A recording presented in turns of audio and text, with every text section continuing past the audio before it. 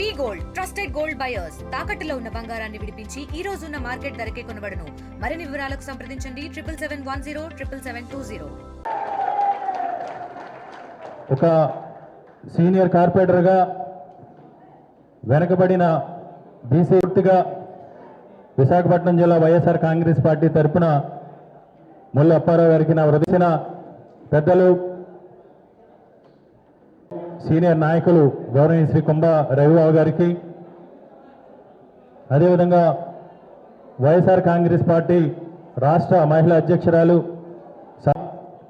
SC విభాగం అధ్యక్షులు శివరామకృష్ణ గారికి, మహిళా నాయకురాలు సోదరి వైఎస్ఆర్ కాంగ్రెస్ పార్టీ జిల్లా మహిళా అధ్యక్షురాలు పేడాటి రమణ కుమార్ గారికి, రాష్ట్ర ఎస్సీ విభాగం నాయకులు రాజబాబు గారికి, వేదిక మీద ఉన్న పెద్దలు సీనియర్ నాయకులు వైఎస్ఆర్ కాంగ్రెస్ పార్టీ సీనియర్ నాయకులు శ్రీ రవిరాజు గారికి, వేదిక మీద ఉన్న మొల్లి లక్ష్మి గారికి, అదేవిధంగా హృదయపూర్వక నమస్కారాలు, ధన్యవాదాలు. ఈరోజు మనందరికీ కూడా తెలుసు, ముఖ్యంగా ఎన్నికలకు ముందేమో జగన్మోహన్ రెడ్డి గారి కంట మిన్నగా చేస్తాం, సంక్షేమానికి సంబంధించి కానీ అభివృద్ధికి సంబంధించి కానీ ఎలాంటి వివక్ష కానీ పక్షపాతం కూడా చూపించకుండా ఈ రాష్ట్రాన్ని అభివృద్ధి చేస్తామని అభివృద్ధి మంత్రంతో అబద్ధపు హామీలు, తప్పుడు వాగ్దానాలతో కూటమి ప్రభుత్వం అధికారంలోకి వచ్చిన తర్వాత అధికారం చేపట్టిన మొదటి రోజు నుంచి కూడా అడ్డదారిలో అధికారంలోకి వచ్చిన ఈ కూటమి ప్రభుత్వానికి సంబంధించి ముఖ్యంగా ముఖ్యమంత్రి చంద్రబాబు నాయుడు గారు ఒక అభద్రతా భావంతో అధికారం చేపట్టిన ఒక అభద్రతా భావంతో అధినాయకుడి దగ్గర నుంచి వైఎస్ఆర్ కాంగ్రెస్ పార్టీకి సంబంధించిన బూత్ స్థాయి కార్యకర్త వరకు కూడా తప్పుడు కేసులతో అబద్ధపు కథనాలతో వారికి సంబంధించిన పత్రికల్లో కథనాలు రాసి ఈరోజు వైఎస్ఆర్ కాంగ్రెస్ పార్టీకి సంబంధించిన నాయకులను కానీ కార్యకర్తలు కానీ ఏ విధంగా వేధిస్తున్నారో మనందరికీ కూడా తెలిసిందే. ఈరోజు ప్రజాస్వామ్యంలో ఉన్న ప్రతి ఒక్కరూ, రాజకీయాల గురించి ప్రతి ఒక్కరూ తెలిసిన ప్రతి ఒక్కరు కూడా పశ్చాత్తాపడే విధంగా ఈరోజు ఈ రాష్ట్రంలో ఈ కూటమికి సంబంధించి ప్రభుత్వం రాజకీయాలు చేస్తూ ఉన్నారు. ఎన్నికలకు ముందేమో సూపర్ 6 అని హామీలు ఇచ్చి, ముఖ్యంగా జగన్మోహన్ రెడ్డి గారు మనకి ఏ విధంగా 2019 నుంచి 2024 వరకు కూడా సంక్షేమ విషయంలో కానీ, పేదవాడి అభ్యున్నతికి సంబంధించి కానీ, విద్యారంగంలో కానీ, వైద్య రంగంలో కానీ, మహిళా సాధికారికతకు సంబంధించి కానీ ఎలాంటి సంస్కరణలు తీసుకొచ్చి ఈరోజు దేశానికి ఆదర్శంగా నిలిచారో మనందరికీ కూడా తెలిసింది. ఎన్నికలకు ముందేమో జగన్మోహన్ రెడ్డి గారు 14 లక్షల కోట్ల రూపాయలు అప్పులు చేశారు. బాబు కొంచెం ఒక 2 నిమిషాలు అందరూ నిశ్శబ్దంగా ఉండారు. ఎన్నికలకు ముందు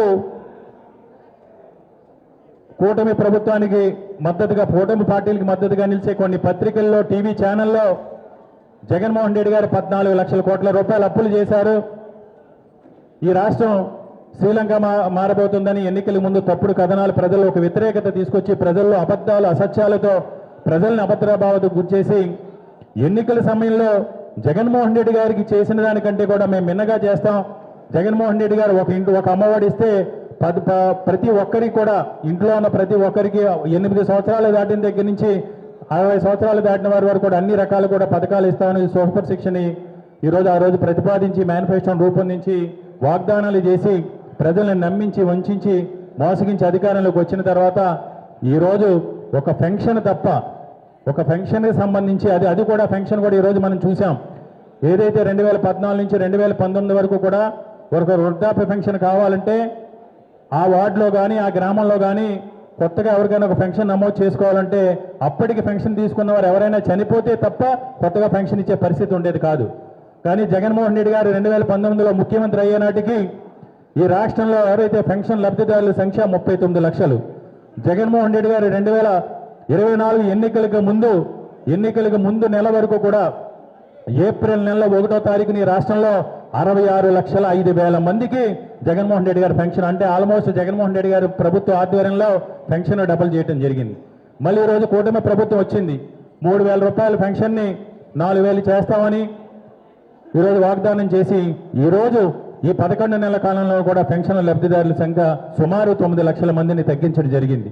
ఎవరికైనా 60 సంవత్సరాలు నిండిని మా కొత్తగా పెన్షన్ కావాలంటే ఆ వార్డులో ఆ గ్రామంలో పెన్షన్ తీసుకునే వారు చనిపోతేనే తప్ప ఈరోజు కొత్తగా ఎలిజిబిలిటీ ఇచ్చే పరిస్థితి లేదు.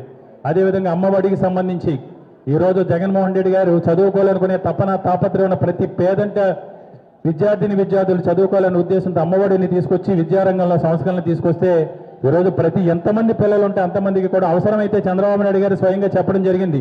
అమ్మా నీకు ఎంతమంది పిల్లలు ఇద్దరైతే ఇంకొకరిని కనండి మీకు ఓపుకుంటే వాళ్ళకి కూడా అమ్మఒడి ఇస్తామని ఆ రోజు నమ్మబలికి ఈరోజు చంద్రబాబు నాయుడు గారు అమ్మఒడి అనే ప్రస్తావనే మర్చిపోయిన సందర్భం మనం చూసాం. అదేవిధంగా మెడికల్ కాలేజీలకు సంబంధించి కానీ అన్ని రంగాల్లోని కూడా ఈరోజు నిర్లక్ష్యపు పాలన.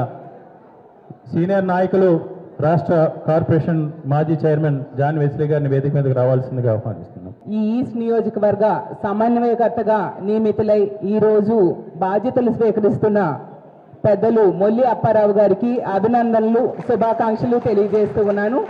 మొల్లి అప్పారావు గారు మనందరికీ తెలుసు, ఎన్నో ఏళ్లుగా పార్టీకి అత్యంత విశ్వాసపాత్రులుగా ఉంటూ జగనన్నకు అత్యంత నమ్మకమైన వ్యక్తిగా ఉంటూ ఈ పార్టీ కోసం ఎంతో సేవ చేస్తూ ఉన్న వ్యక్తి.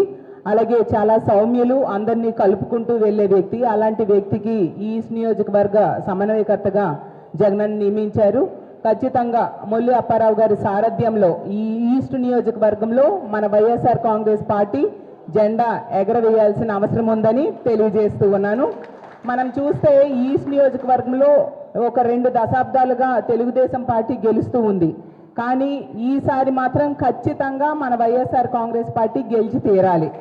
ఎందుకంటే ఈ కూటమి ప్రభుత్వం అధికారంలోకి వచ్చిన సంవత్సర కాలంలోనే ప్రజల్లో తీవ్రమైన వ్యతిరేకత ఆ కూటమి ప్రభుత్వం మీద ఆల్రెడీ ఏర్పడిన పరిస్థితి మనందరం చూసాం.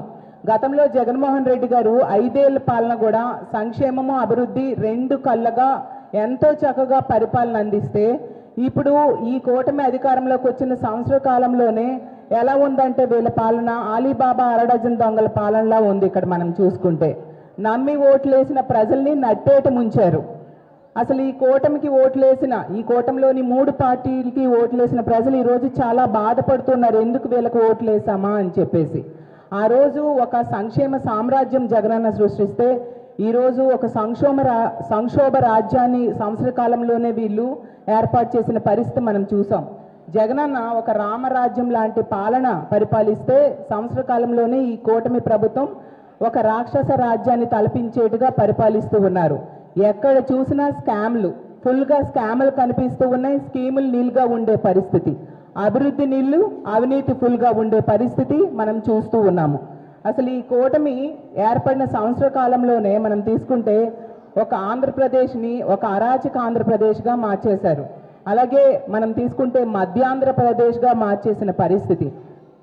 ఎంత ఘోరమైన పరిపాలన గతంలో మనం ఎప్పుడు ఈ రాష్ట్రం ఏర్పడ్డాక చూడలేదు. అంత దారుణమైన పాలన ఈ రాష్ట్రంలో నెలకొని ఉంది. అన్ని వర్గాల ప్రజల్ని, రైతులను మోసం చేశారు, మహిళలను మోసం చేశారు, నిరుద్యోగులను మోసం చేశారు, ఉద్యోగులను మోసం చేశారు. సూపర్ 6 అంటూ ఎన్నో హామీలు ఇచ్చి ఏ ఒక్కటి నెరవేర్చిన పరిస్థితి మనం చూస్తూ ఉన్నాము. ఈరోజు అన్ని వర్గాల ప్రజలు కూడా ఎంతగానో బాధపడుతూ ఉండే పరిస్థితి. కాబట్టి ఎప్పుడు ఎన్నికలు వస్తాయా అప్పుడు మళ్ళీ వైఎస్ఆర్ కాంగ్రెస్ పార్టీని గెలిపించుకుందామని ప్రజలు ఎదురు చూస్తూ ఉండే పరిస్థితి. కాబట్టి ఈ పరిస్థితిలో మనందరం కూడా మన పార్టీ కోసం కష్టపడి పనిచేయాల్సిన బాధ్యత మనందరి మీద ఉంది. దానికి దృష్టి పెట్టి ప్రతి ఒక్కరం కూడా మన పార్టీని మళ్ళీ అధికారంలో తీసుకురావడానికి శ్రమిద్దాం. మీరు అందరూ చూశారు, ఈరోజు తీసుకుంటే మన విశాఖపట్నంలో ఎంతో మంది మన వైఎస్ఆర్ కాంగ్రెస్ కార్యకర్తల మీద, నాయకుల మీద కేసులు పెట్టారు, దౌర్జన్యాలు చేశారు, జైల్లో పెడుతూ ఉన్నారు, చాలా ఇబ్బందులు పెడుతూ ఉన్నారు. కానీ ఎవరు భయపడాల్సిన పని లేదు. మీ అందరికీ మేమున్నాం, మనందరికీ జగనన్న ఉన్నాడు. జగనన్న ఎప్పుడూ చెప్తూ ఉన్నాడు ప్రతిసారి కూడా, రానున్నది జగనన్న 2.0 పాలన, అందులో కార్యకర్తలకు పెద్దపీట వేస్తాను అని చెప్పి. దాన్ని గుర్తుంచుకొని ప్రతి ఒక్కరూ మీకు ఇబ్బంది పెట్టిన ప్రతి ఒక్కరి పేరు కూడా బ్లూ బుక్లో రాసుకోవాల్సిందిగా కోరుతున్నాను. ఖచ్చితంగా వాళ్ళకి మన ప్రభుత్వం వచ్చాక తగిన బుద్ధి చెప్తాం. వీళ్ళు ఏర్పాటు చేసిన రెడ్ బుక్ రాజ్యాంగాన్ని అంబేద్కర్ రాజ్యాంగంతో శిక్షిద్దామని తెలియజేస్తూ ఉన్నాను. అలాగే జగనన్న గురించి మీ అందరికీ తెలుసు, తన తండ్రి ఆశయ సాధన కోసం ఎన్నో కష్టాలు పడ్డారు. తన తండ్రి ఆశయాలు నెరవేర్చడం కోసం జైలుకి వెళ్ళిన పరిస్థితి, ఎన్నో అక్రమ కేసులు పెట్టించుకున్నారు, వాటన్నిటినీ ఎదుర్కొన్నారు. పోరాటాలు చేయడంలో, సవాళ్ళను ఎదుర్కోవడంలో మన నాయకుడైన జగన్మోహన్ రెడ్డి గారికి ఒక ప్రత్యేకమైన చరిత్ర ఉంది. అలాంటి జగనన్న నాయకత్వంలో మనం పనిచేస్తూ ఉన్నాం. మనందరికీ జగనన్న అండగా ఉన్నారు. కాబట్టి జగనన్నతో కలిసి మనం పనిచేద్దాం. మళ్ళీ రానున్న రోజుల్లో జగననే నేను అనే సౌండ్ మళ్ళీ దేశమంతా రీసౌండ్లా వినిపించేట్టుగా మనందరం కష్టపడి పనిచేద్దామని తెలియజేస్తూ ఉన్నాను. ఎంతో మంది మన పార్టీ కోసం అవాకులు చవాకులు పేలుతూ ఉంటారు.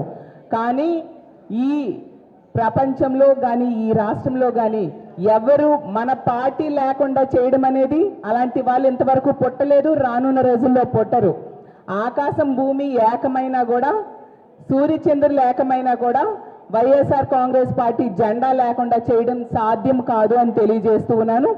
కాబట్టి మన విశాఖపట్నంలో ముఖ్యంగా ఈ ఈస్ట్ నియోజకవర్గంలో మళ్ళీ మన వైఎస్ఆర్ కాంగ్రెస్ పార్టీ జెండా ఎగరేసేంత వరకు కూడా ప్రతి ఒక్కరం కూడా జగనన్న సైనికుల్లా కష్టపడదామని తెలియజేసుకుంటూ జగనన్న మొల్లి అప్పారావు గారికి ఒక మంచి అవకాశం ఇచ్చారు. దాన్ని ఉపయోగించుకుని రానున్న రోజుల్లో ఈస్ట్ నియోజకవర్గంలో వైఎస్ఆర్ కాంగ్రెస్ పార్టీ జెండా రెపరెపలాడేట్టుగా చేయాల్సిందిగా కోరుకుంటూ అతనికి మరొకసారి అభినందనలు తెలియజేసుకుంటూ సెలవు తీసుకుంటున్నారు.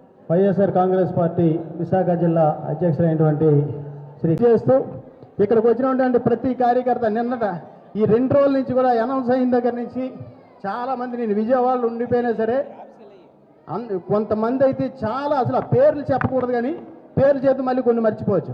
ఎంతగా శ్రమపడి ఇంత సక్సెస్ చేసినందుకు ఉదయం 9 గంటల నుంచి కూడా మీరందరూ కూడా ఎవ్వరికి ₹1 బండిలో ₹1 పెట్రోల్ కూడా వేయలేదు.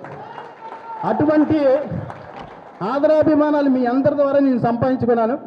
₹1 నా పరిస్థితి కూడా చాలామంది తెలుసు. అయినా సరే ఎప్పుడు కూడా నన్ను ₹1 అడగరు ఎవరు.